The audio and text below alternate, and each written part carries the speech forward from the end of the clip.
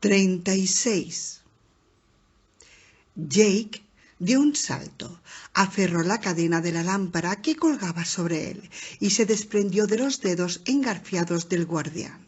Después se balanceó hacia atrás, utilizó la tierra compacta del umbral para darse impulso y salió volando hacia adelante como Tarzán en una liana.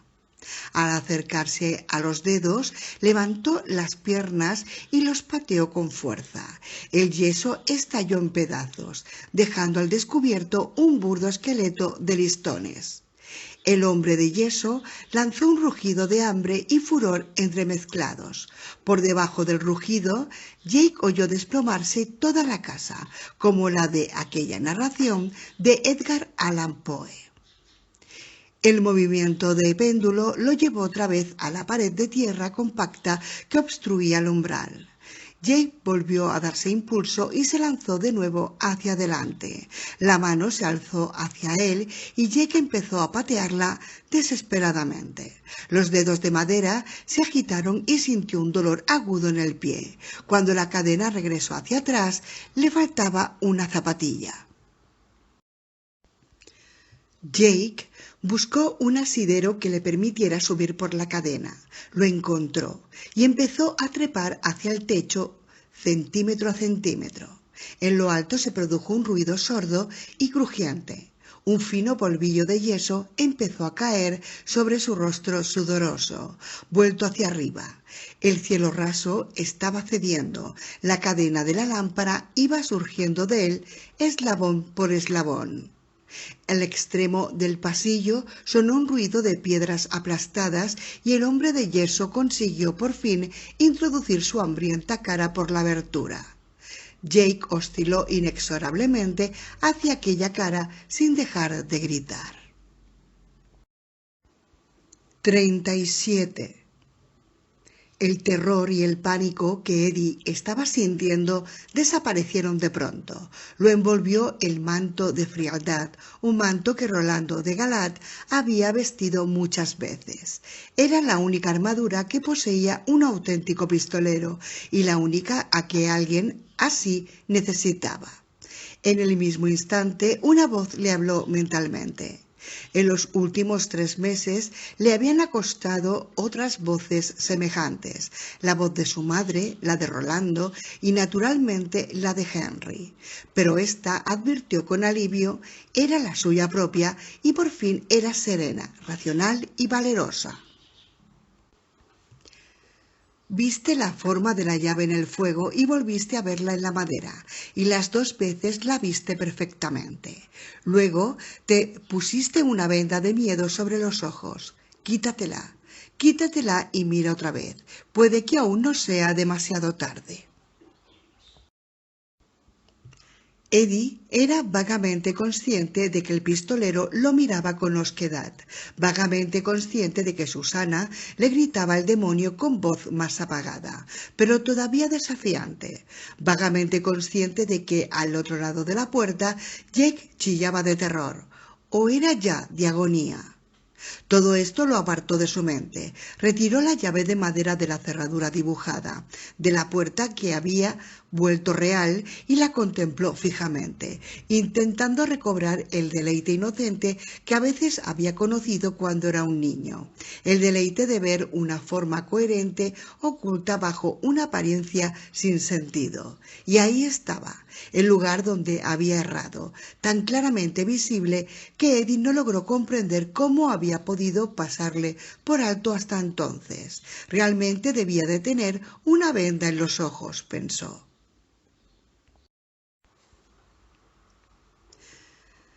Era la forma en S del extremo, por supuesto. La segunda curva era ligeramente gruesa, muy ligeramente. Cuchillo, pidió, y extendió la palma como un cirujano en el quirófano. Rolando se lo puso en la mano sin decir palabra. Eddie sujetó la parte alta de la hoja entre el pulgar y el índice de la mano derecha. Se inclinó sobre la llave, sin sentir el graznido que le caía con violencia sobre el cuello descubierto, y la forma encerrada en la madera resaltó con más precisión, resaltó con su admirable e innegable realidad propia. Raspó una vez, con suavidad, una sola viruta de fresno, tan delgada que era casi transparente. Se enroscó sobre el vientre de la forma en S del extremo de la llave. Al otro lado de la puerta, Jake Chambers volvió a chillar. 38. La cadena se desprendió con un matraqueo estrepitoso y Jake cayó pesadamente sobre las rodillas. El guardián lanzó un rugido de triunfo. La mano de yeso cogió a Jake por las caderas y empezó a arrastrarlo hacia el otro extremo del pasillo. Jake extendió las piernas por delante y plantó los pies, pero no le sirvió de nada. Astillas y clavos cubiertos de orín se le hundieron en la piel cuando la mano estrechó su presa y continuó arrastrándolo. La cara parecía embutida justo al comienzo del corredor como un corcho en una botella. La presión que había ejercido para llegar hasta allí había comprimido sus facciones, rudimentarias hasta darle una nueva forma, la de una especie de ogro deforme y monstruoso. La boca se abrió en toda su extensión para recibir a Jake. El chico empezó a buscar desesperadamente la llave para utilizarla como un talismán de último recurso, pero lo había dejado en la puerta, por supuesto. ¡Hijo de puta!, aulló y se arrojó hacia atrás con todas sus fuerzas, arqueando la espalda como un saltador olímpico sin atender a los listones rotos que se le clavaban como un cinturón de clavos. Notó que los tejanos le resbalaban piernas abajo y el apretón de la mano se aflojó momentáneamente. Jake se lanzó de nuevo hacia la puerta. La mano se cerró con brutalidad, pero los tejanos se deslizaron hasta las rodillas y Jake acabó cayendo de espaldas con la mochila para amortiguar el golpe. La mano aflojó, tal vez con la idea de buscar una presa más firme en el cuerpo del muchacho. Jake pudo encoger un poco más las rodillas y cuando la mano volvió a apretar, estiró por completo las piernas. La mano tiró hacia atrás al mismo tiempo y sucedió lo que Jake deseaba. Los tejanos y la zapatilla que le quedaba le fueron arrancados del cuerpo y quedó libre de nuevo, al menos de momento. Alcanzó a ver cómo la mano giraba sobre su muñeca de tablas y yeso en desintegración y hundía los pantalones en la boca, y de inmediato empezó a gatear hacia el umbral obstruido, ajeno a los trozos de vidrio de la lámpara caída, pensando únicamente en recobrar la llave. Casi había llegado a la puerta cuando la mano se cerró sobre sus piernas desnudas y empezó a tirar nuevamente de él. 39. Había sacado la forma, por fin la había sacado del todo. Eddie volvió a meter la llave en la cerradura y trató de accionarla. Notó una breve resistencia. Inmediatamente la llave giró bajo su mano. Oyó girar el mecanismo, oyó correr el pestillo. Notó que la llave se partía en dos en cuanto hubo cumplido su función. Asió el bruñido tirador con ambas manos y tiró de él hacia arriba. Tuvo la sensación de un gran peso que se desplazaba sobre un fulcro invisible, la sensación de que su brazo había sido dotado de una fuerza sin límites y la evidencia de que dos mundos habían entrado súbitamente en contacto y que se había abierto un paso entre los dos. Experimentó un instante de vértigo y desorientación y al mirar al otro lado del umbral comprendió el porqué. Aunque miraba desde lo alto, verticalmente, veía horizontalmente. Era como una extraña ilusión óptica creada con prismas y espejos, y entonces vio a Jake, que era arrastrado hacia atrás por el corredor sembrado de fragmentos de yeso y cristal, hincando los codos en el suelo, las pantorrillas sujetas por una mano gigante, y vio la boca monstruosa que lo esperaba, emitiendo varadas de una niebla blanca que tanto podía ser humo como polvo. «¡Rolando!», gritó Eddie. «¡Rolando! ¡Lo ha atrapado!». Y entonces cayó derribado de un golpe. 40. Susana se sintió alzada en vilo y agitada por el aire en un torbellino de giros. El mundo era borroso, como si lo viera desde un tío vivo. Las piedras en pie, el cielo gris, la tierra cubierta de granizo y un agujero rectangular que parecía un escotillón abierto en el suelo. Un escotillón del que salían gritos. Dentro de Susana el demonio rabiaba y se debatía sin otro deseo que de escapar, pero incapaz de conseguirlo mientras ella no lo permitiera. «Ahora», le gritó Rolando, «suéltalo ya, Susana. En el nombre de tu padre, suéltalo». Y ella lo soltó. Susana, con ayuda de Deta, había construido en su mente una trampa para el demonio, algo así como una red de juncos entrelazados, y llegado el momento la cortó. Sintió que el demonio retrocedía inmediatamente y hubo un instante de terrible oquedad, de terrible vacío, pero esta impresión fue vencida de inmediato por el alivio y por una sombría sensación de repugnancia y suciedad. Cuando el peso invisible del demonio se retiró, Susana alcanzó a vislumbrarlo, una forma inhumana semejante a una mantarraya de enormes alas onduladas y algo que parecía un cruel garfio de descargador curvado hacia arriba por detrás. Sintió relampaguear la cosa sobre el agujero abierto en el suelo. Vio a Eddie alzar la cara con los ojos muy abiertos. Vio a Rolando abrir los brazos para atrapar al demonio. El pistolero dio un tambaleante paso atrás, casi derribado por el peso invisible del demonio, e inmediatamente cargó hacia adelante con los brazos llenos de nada. Aferrando firmemente esa nada, saltó por la puerta y desapareció. 41. Una repentina luz blanca iluminó el pasillo de la mansión.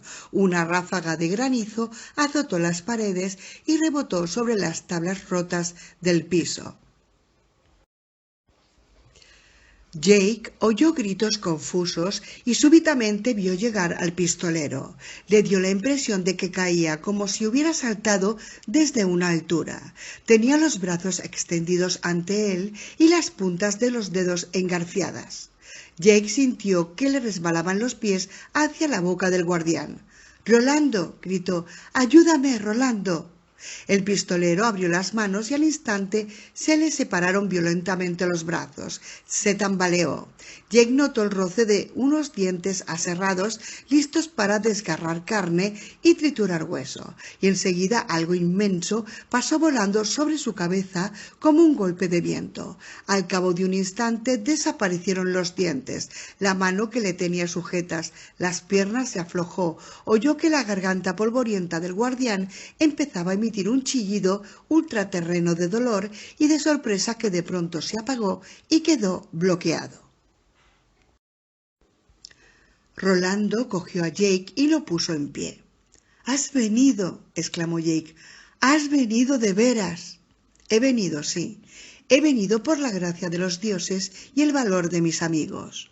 Cuando el guardián volvió a rugir, Jake estalló en lágrimas de alivio y de terror. Ahora el ruido de la casa era como el de un buque zozobrando en mar gruesa.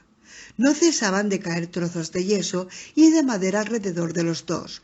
Rolando cogió a Jake en brazos y echó a correr hacia la puerta. La mano de yeso, buscando a tientas, le golpeó una bota y lo lanzó hacia la pared, que de nuevo intentó morder. Rolando se apartó, dio la vuelta y sacó la pistola. Por 2 veces disparó contra la mano que se agitaba al azar y sus balas vaporizaron uno de los burdos dedos de yeso. Más allá, el rostro del guardián había dejado de ser blanco para adquirir un tono amoratado, como si se le hubiera atragantado algo.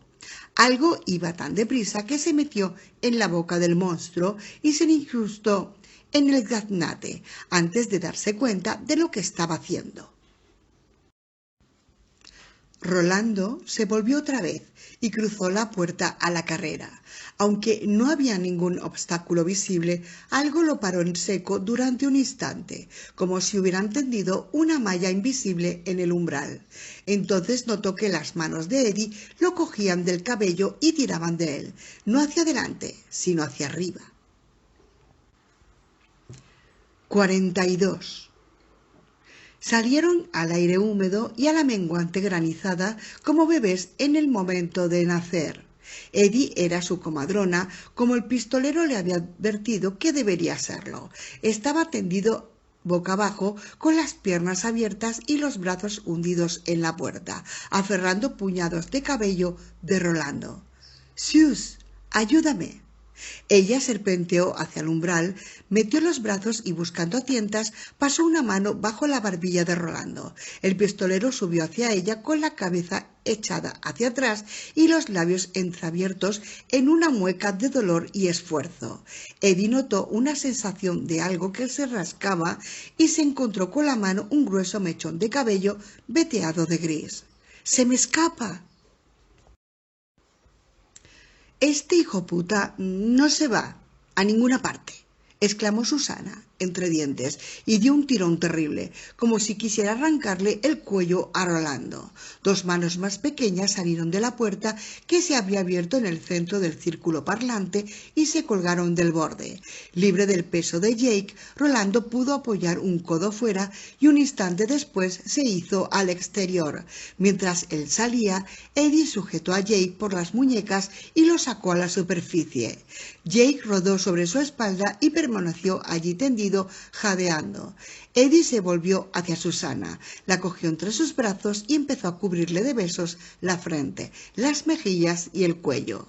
Reía y lloraba al mismo tiempo. Ella le abrazó con fuerza, respirando hondo, pero en sus labios había una leve sonrisa de contento y una mano se deslizó sobre los mojados cabellos de Eddie en lentas caricias satisfechas. Desde abajo les llegó una calderada de sonidos negros, chillidos, bramidos, detonaciones y chasquidos. Rolando se alejó a rastras del agujero con la cabeza gacha. El pelo se le encrespaba en una masa enmarañada. Hilillos de sangre le corrían por las mejillas. «Ciérrala», le ordenó Eddie con voz jadeante. «Ciérrala en el nombre de tu padre».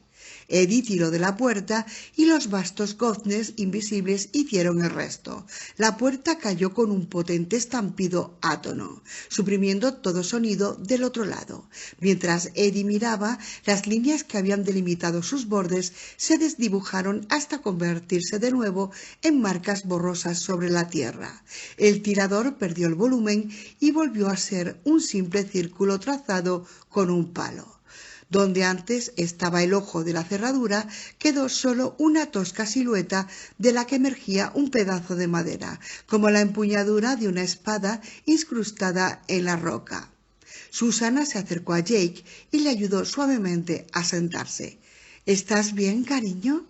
Él la miró con perplejidad. «Sí, creo que sí. ¿Dónde está?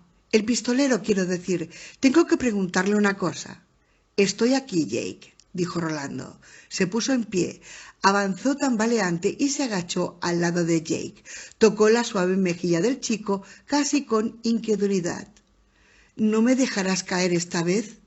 «No», le prometió Rolando, «ni esta vez ni nunca».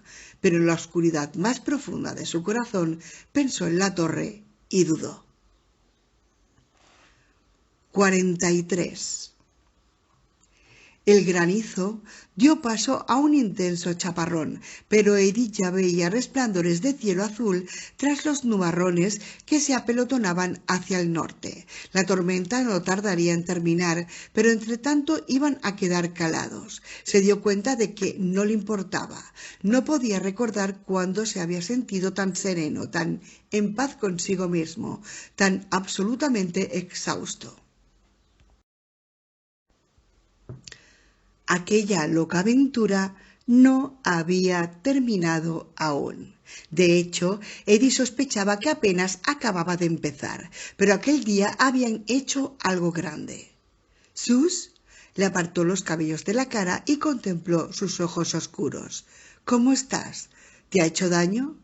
«Un poco, pero estoy bien. Creo que esa zorra de Deta Walker sigue siendo la campeona invicta de los bares de carretera.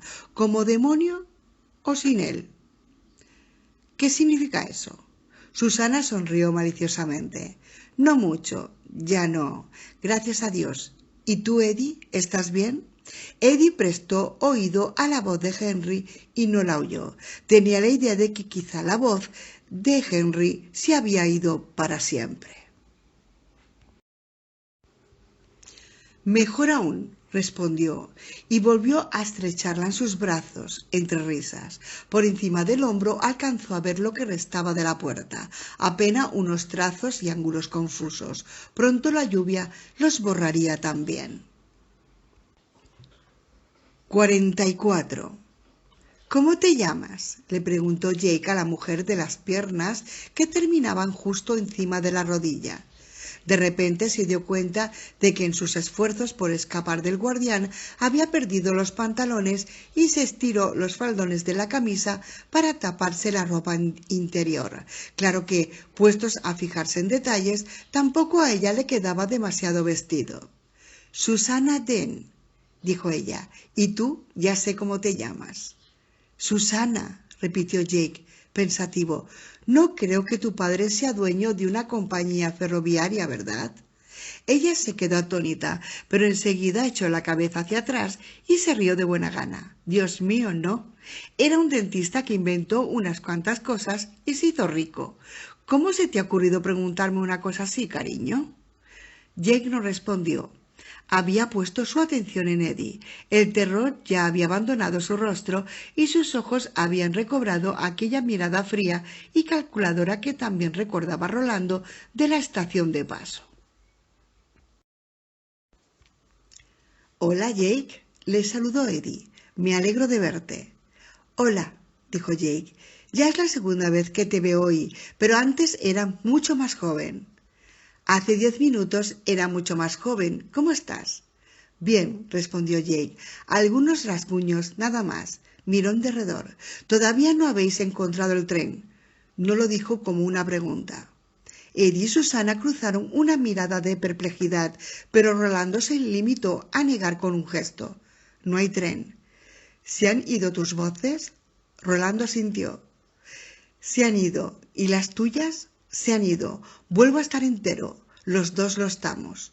Se miraron en el mismo instante con el mismo impulso. Cuando Rolando lo alzó entre sus brazos, se rompió el antinatural autodominio del muchacho y empezó a sollozar. Fue el llanto exhausto y aliviado de un chiquillo que ha estado mucho tiempo perdido, ha sufrido mucho y por fin vuelve a estar a salvo. Mientras los brazos de Rolando le rodeaban la cintura, los de Jake pasaron sobre el cuello del pistolero y se aferraron como ganchos de acero.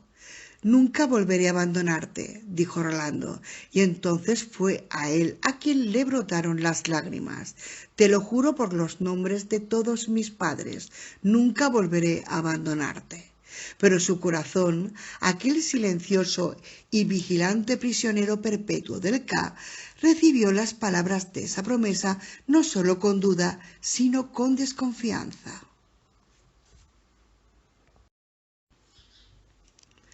Libro 2. Lud. Un montón de imágenes rotas. 4. Pueblo. Y Catet. 1. 4 días después de que Eddie lo hubiera izado de la puerta entre dos mundos, sin los tejanos ni las zapatillas que había perdido, pero todavía en posesión de la mochila y la vida, Jake despertó con la sensación de algo cálido y húmedo que le husmeaba la cara. Si eso le hubiese ocurrido en cualquiera de las 3 mañanas anteriores, sin duda habría despertado a sus compañeros con sus gritos porque había tenido fiebre y su descanso se había visto acosado por pesadillas del hombre de yeso. En esos sueños no perdía los pantalones, el guardián los mantenía cogidos y acababa embutiéndoselo en su abominable boca, cuyos dientes se cerraban como la reja que protege la puerta de una fortaleza. Jake despertaba de esos sueños estremecido y gimiendo, sin poderse contener.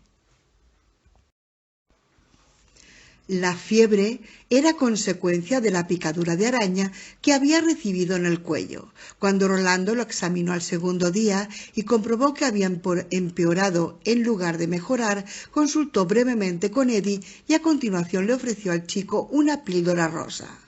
«Vas a tomarte 4 de estas cada día durante una semana por lo menos», le indicó. Jake miró la pastilla con aire dubitativo. «¿Qué es?»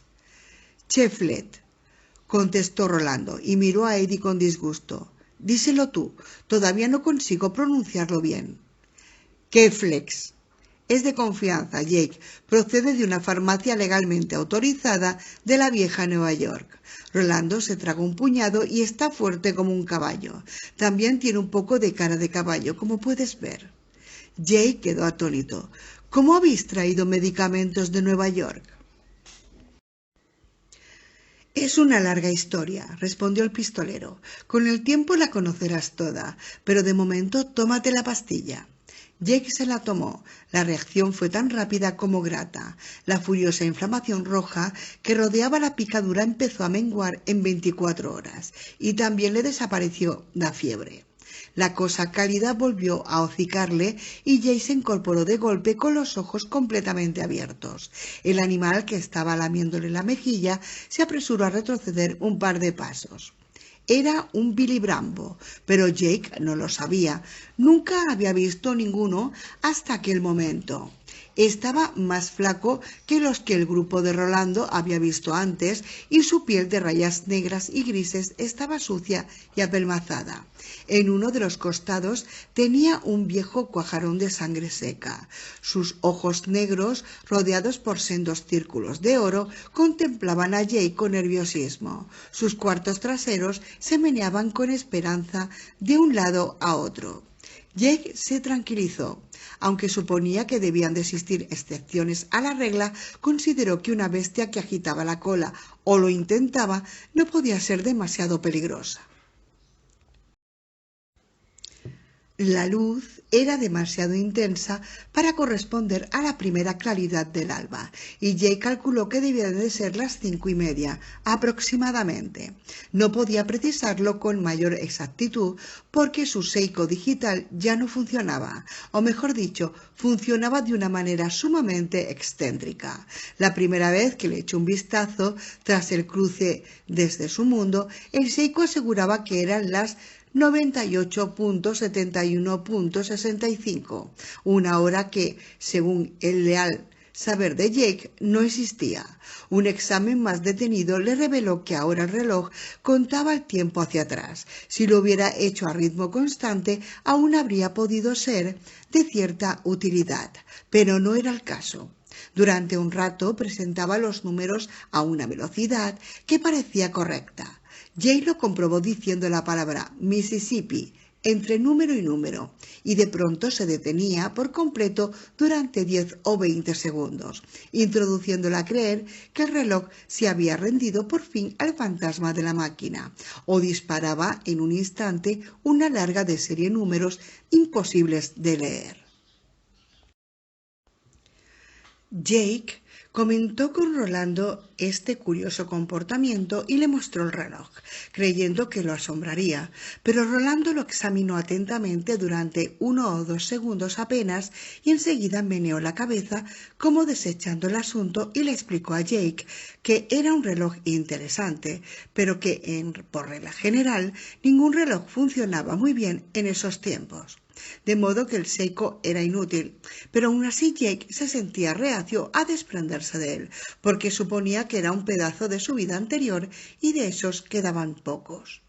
En aquel preciso instante, el Seiko proclamaba que eran las 40:62 de un miércoles, jueves y sábado de diciembre y marzo a la vez. La mañana era sumamente brumosa. Fuera de un radio de unos 15 o unos 20 metros, el mundo desaparecía sin más. Si aquel día resultaba como las 3 anteriores, el sol se mostraría como un tenue círculo blanco en un par de horas más y hacia las 9:30 el día más caluroso y despejado. Jake miró a su alrededor y vio que sus compañeros de viaje, no acababa de atreverse a llamarlos amigos, al menos por el momento, dormían bajo sus mantas de piel, Rolando cerca de él, Eddie y Susana un solo bulto más grande al otro lado de la hoguera apagada. Centró de nuevo su atención en el animal que le había despertado. Parecía una mezcla de mapache y marmota, con algo de perro pachón para redondear la imagen. —¿Qué tal, muchacho? —le saludó con voz suave. —Acho —replicó de inmediato el Billy Brambo, que no había dejado de mirarlo con el nerviosismo. Su voz era grave y profunda, casi un ladrido, la voz de un futbolista inglés con un fuerte resfriado de garganta. Jake se echó hacia atrás, sorprendido. El Billy Brambo, asustado por el brusco movimiento, retrocedió varios pasos más. Hizo ademán de escapar y finalmente se mantuvo firme. Sus ancas se meneaban de un lado a otro con más energía que nunca y sus ojos negros dorados seguían mirando a Jake con inquietud. Le temblaban los bigotes.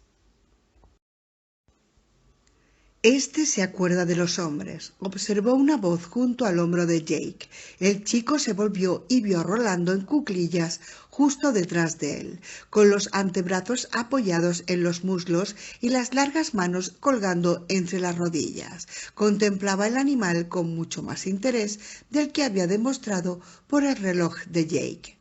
—¿Qué es? —preguntó sin cambiar el tono de voz. No quería asustar al animal. Estaba fascinado. —Tiene unos ojos preciosos. —Un Billy Brambo —lo informó Rolando. —¿Ambo? —exclamó la criatura y se retiró otro paso. —¿Sabe hablar?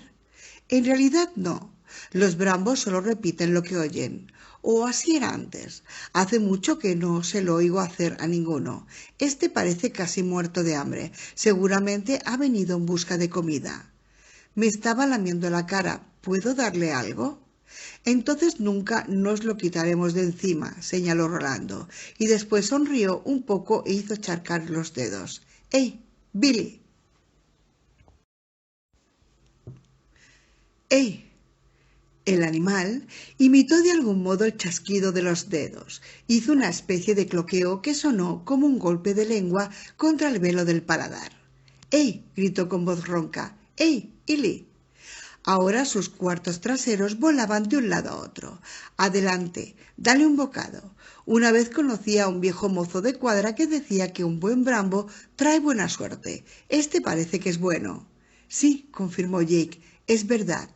En otro tiempo eran domésticos y cada baronía tenía media docena de ellos vagando por el castillo o la casa solariega. No servían para gran cosa, salvo para divertir a los niños y para reducir la población de ratas. Algunos son bastante fieles, o lo eran en los tiempos viejos, pero nunca he sabido de ninguno que fuese tan leal como un buen perro. Los que viven en estado salvaje se alimentan de desechos. No son peligrosos, pero sí molestos. —¡Estos! —gritó el Billy Brambo. Sus ojos inquietos no cesaban de saltar entre Jake y el pistolero. Jake metió la mano en la mochila, despacio, procurando no asustar al animal, y sacó los restos de uno de aquellos burritos de pistolero. Los lanzó hacia el animal. El Brambo dio un salto atrás y se volvió con un gritito infantil, ofreciendo a la vista su peluda cola en tirabuzón. Jake estaba seguro de que echaría a correr, pero el animal se detuvo y la dio en la cabeza para dirigirles una mirada dubitativa. —Vamos —le animó Jake—, cómetelo, muchacho. —Acho —masculló el Brambo, pero no se movió. —Dale tiempo —dijo Rolando—, ya vendrá, creo. El Brambo se estiró hacia adelante, revelando un cuello largo y sorprendentemente elegante. Su esbelto hocico negro se arrugó al husmear de lejos la comida. Finalmente echó a trotar y Jake advirtió que cojeaba un poco. El animal olfateó el burrito y alzó una pata para separar el trozo de carne de venado de la hoja que lo envolvía, operación que realizó con una delicadeza extrañamente solemne. En cuanto hubo desprendido la hoja, el Brambo engulló la carne de un solo bocado y luego miró a Jake. —Acho dijo, y la risotada de Jake le hizo retroceder de nuevo. Este es de los flacos, dijo Eddie a sus espaldas, con voz soñolienta. Al oírle, el Brambo giró inmediatamente y se perdió en la niebla. —Lo has asustado —protestó Jake. —Vaya, lo siento —se disculpó Eddie y se pasó la mano por la enmarañada cabellera—. De haber sabido que formaba parte del círculo de tus amistades personales, habría sacado la maldita tarta de café. Rolando le dio una palmada en el hombro. —Volverá. ¿Estás seguro? Si no lo mata nada, sí. Le hemos dado de comer, ¿no? Antes de que Jake pudiera contestarle, empezaron a sonar de nuevo los tambores. Era la tercera mañana que los oían y por 2 veces les había llegado su sonido cuando la tarde se deslizaba hacia el anochecer, una leve vibración átona que parecía proceder de la ciudad. Aquella mañana el sonido era más claro, ya que no más comprensible. Jake lo detestaba.